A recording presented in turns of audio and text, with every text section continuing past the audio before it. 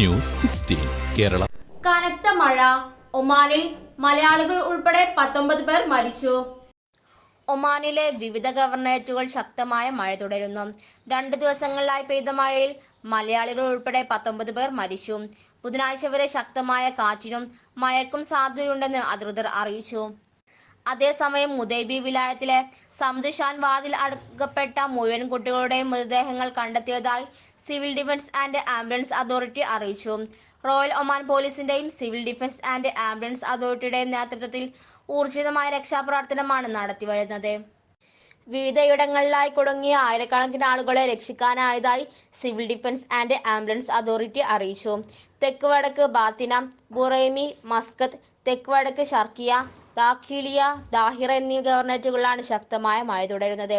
ഏറ്റവും കൂടുതൽ ആൾനഷ്ടവും നാശവും വരുത്തിയത് വടക്കൻ ഷർക്കിയ ഗവർണറേറ്റുകളിലാണ്.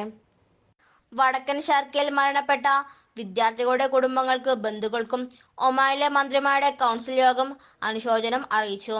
ഒമാൻ സുൽത്താന്റെ ഭാര്യയും പ്രഥമ വനിതയുമായ അസൈദ അഹമ്മദ് അബ്ദുള്ള അഹമ്മദ് അൽ കുസൈദിയും അനുശോചനം രേഖപ്പെടുത്തി. News 16 news desk. പക്ഷമില്ല, വിവേചനമില്ല. നേരിനൊപ്പം, നാടിനൊപ്പം, നാട്ടുകാർക്കൊപ്പം. News 16 Kerala channel.